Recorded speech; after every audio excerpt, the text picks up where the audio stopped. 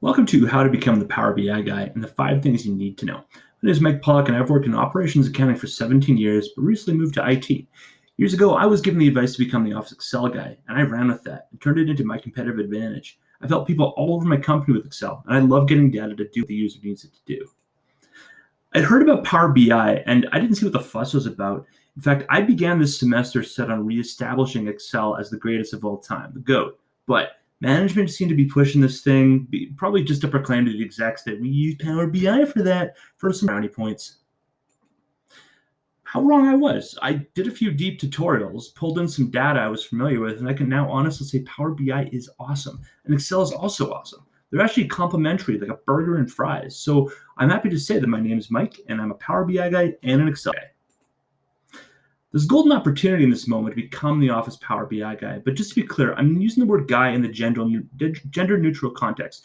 Anyone can become a Power BI guy, and the more diversity, the better, as we explore data together. First off, what is the difference between data and information? Data on its own is a loose collection of like things, like a pile of nails or wood or furniture, but organize and assemble those piles into a house, and you could then describe that form. You can describe a house in many ways, but not so much a pile of nails. Data assembled into a meaningful form creates information. Power BI can turn data sets made of rows and columns into information and visualizations a user can consume and explore. For example, take this raw table of data that represents all major and minor account combinations. Load it into Power BI, it becomes an interactive chart of accounts in about 10 minutes. The dashboard is not only useful, but it's also aesthetically pleasing, searchable, and highly customizable. The management information system may feel somewhat off limits to all but big decision makers, but those walls are coming down, and staff are often encouraged to explore what's in there. Operations typically creates the data from source systems and is normalized, staged, and marted to the MIS. This allows multiple data sets, such as accounting and engineering, to be Frankenstein together using common attributes such as a date, cost center, or primary key. The ability to take all this data, connect it, and explore it is essentially what data analytics is all about. A single data table can tell you a lot, but combining them into a 3D cube opens up opportunities not possible in 2D. We can now connect cubes to cubes, opening up a galaxy of data points to explore. In Power BI, that can be your spaceship to the galaxy.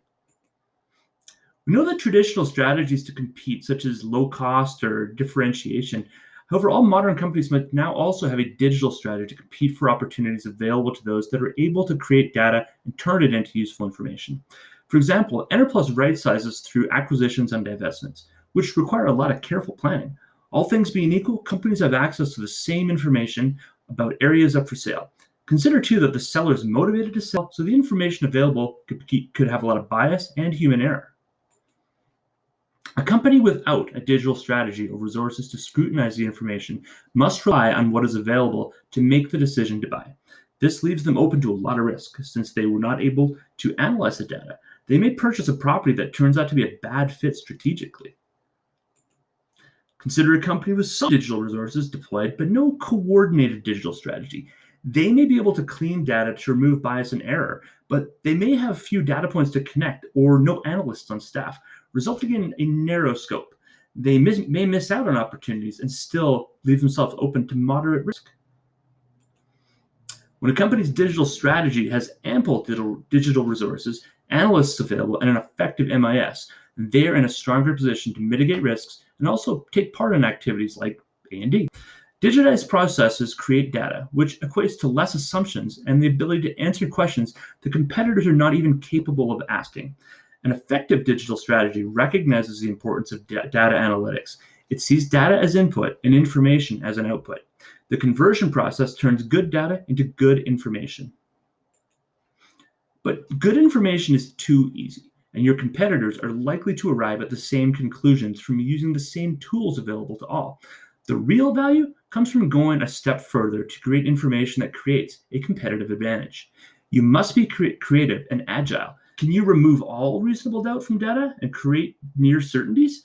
Can you verify and test information under different scenarios? Is a potential acquisition not only a good deal, but also a strategic fit for the next 30 years? Being data savvy protects your company by narrowing the gap where information asymmetry can hide. Therefore, an effective digital strategy must exist across the whole organization.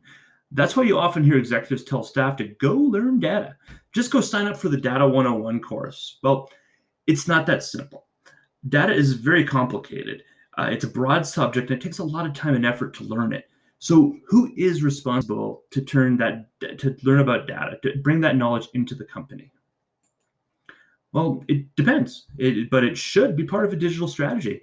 Leadership should certainly offer some meaningful direction to staff beyond the vague, ambiguous expression to go learn data. The goal is engagement and enthusiasm and consensus among staff that the effort will add value, so they want to go learn data on their own. So Power BI may be the ultimate sandbox to actually start learning about data, but we first have to clear that Excel hurdle. Consider Power BI and Excel. Is one better? Can you get by with just one? I was initially convinced that Power BI was an Excel substitute. I began asking people at Enterplus, and I found out that I was not alone in my confusion. So here's a few of the responses to what I got. Power BI is going to replace Excel. Don't waste your time. It's a fad. It's Excel on steroids. So no, none of this was really true. So I had to dig a little deeper. So as a longtime Excel guy, I put my bias aside and set out to find a way to find out for myself how Excel and Power BI compare. After a few tutorials over my lunch break, I felt inspired to articulate the difference. Excel is like making a sandwich at home. You have full control over the entire process and complete freedom to get it how you like it. You can cut your tomatoes thick or thin. Your mayo might have some crumbs in it, but it's your sandwich, and each one is unique. Power BI is like going to Subway. The tomatoes are all sliced horizontally. There's lots of sauces and a nice, efficient bun that comes in two varieties, short or long. You can get a sandwich by making it yourself or telling someone how you want it made. It's still a sandwich, but the difference is the direct control. Both require some skill to get it the way you like it. Excel is solo, and Power BI is more collaborative. Another key difference is input. Excel requires input to make data sets. Power BI requires data sets to make information. So it's not really designed for input, but like a hammer and screwdriver, which one to use depends on the job. Power BI is not the Excel killer that some believe it is. Power BI is new though, so people are excited to use it. The basic version is free, and I believe it's worth your time to learn at least 5 things before you form an opinion. So back to the subject of the Power BI guy. Power BI has the attention of executives for data analytics. It brings valuable tools an Excel user can adopt and adapt. It's also a great sandbox to jump in and learn about working with data. So now is the perfect time to become the Power BI guy. Step 1, get some exposure for yourself on using the big 5. There are 5 things you need to know how to do in Power BI that will make you understand what it can do, and everything else is easy once you're familiar with these 5. There's lots of online tutorials, and they will all cover the big 5. So do as many as you can and do them multiple times.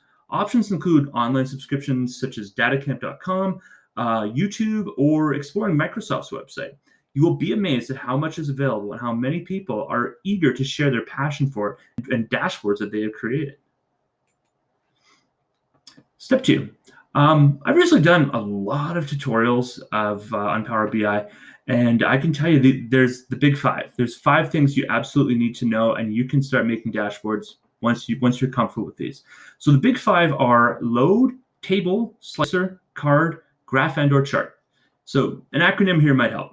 Look, Tommy, some Canadian geese and/or children. So practice these 5 basics with a few different data sets that you're familiar with, and you will be well prepared. So load. You need to know how to load data into Power BI, and every tutorial will cover this, I guarantee it. Find a table of data that you're familiar with, whether it's static or live, bring it into Power BI. I recommend using static Excel or CSV files to start, and you use data that you are familiar with or that you had a hand in creating yourself. Ask someone familiar with the MIS as well, and to get you some data extracts from, they're called DIM tables. It's a dimension table. And just practice loading those into Power BI. So the next one is tables. So now the data is in Power BI, you want to have it displayed somewhere. So Add a table. Experiment with the data on the table by checking and unchecking the columns you want displayed, and try summing or counting the columns in the totals. Again, tutorials will show you how to do this. Next, try slicers. Slicer is really just a simple filter that you can use to choose the data in the table. But when you use a slicer, you'll watch a lot of things change with the data that's on the report. So it's very interesting. So add a few slicers, do them on multiple columns, and just experiment. Try cards. Cards are a simple way to spotlight a key piece of info, such as a row count or a sum, and just big and bold on the page. So just also play with the slicer and notice how the card value will change. Next, the last one is graphs and/or charts. So try your hand at graphs or charts, and if you're familiar with doing this in Excel, you'll feel right at home. Try swapping the columns on the axis. Try using different visuals. You have a lot of them to choose from in Power BI, and they're all very interesting. Interesting one I really like is called Tree Map. Give that one a shot. So that's the big five: load, table, slicer, card, graph, and/or chart. Master them using data you know, and you will be well on your way to becoming the Power BI guy. Look, Tommy, some Canadian geese and/or children. There you go. Seek out other tutorials on these 5 items if any of them are just not crystal clear for you. Above all, experiment. Make dashboards and remake them with the big 5. There's still much more to Power BI, but it's time to start looking for opportunities to apply what you have learned at work. So step 3, find opportunities to bring Power BI into your work. For example, cut down the time it would take for your office to do tutorials themselves online by creating a tutorial that is specific to their needs. Teach them the big 5 and give them a step-by-step dashboard they can build themselves. If you can, turn it into a video series and make it available where your company keeps internal training resources. Ask for feedback for future lessons. Again, the internal data sets are available. Listen carefully for opportunities where Power BI dashboards could help someone and surprise them with a simple dashboard. Listen for pain points like frustrating data or reports that are missing details. Look for aging Excel macros or VBA utilities and reverse engineer them with Power BI. Ask IT to help you, again, looking for dimension tables. Each one of these is in a potential dashboard, and there's a lot of opportunity there to experiment on those. Experiment, publish, and ask for feedback. Accountants send each other data all the time, so if you are in that position, consider swapping it out for something with Power BI. Provide the data in a form that they can use for self-service. So streamline the process and add value with Power BI. Now is a great time to become the Power BI guy. Practice the big 5, create dashboards, and be a data advocate. If you master the big 5, add another function to it and use it in your dashboards. I recommend measures or Power Query next. Like Excel, there are so many little pieces you can add to your toolbox. I found that people want to learn Power BI but don't know where to jump in. So show them the big 5, and you will create like-minded data advocates and other Power BI guys. One common theme about learning data is collaboration. Although data creation is still a solo activity, the purpose is to converge so people can collaborate with that data and create information. Each data point created is another link in a chain. The future of work is going to be collaborative. If I could end with one piece of advice, it would be to learn about data with the goal of being part of collaborative opportunities. Use Power BI to optimize processes so you have more time to analyze data and find valuable information. So learn it, teach it, use it, and create a diverse network of like-minded data advocates to collaborate with. And if you are a reluctant Excel guy like me, don't be, because every office needs a Power BI guy, and you can be both. So thank you very much.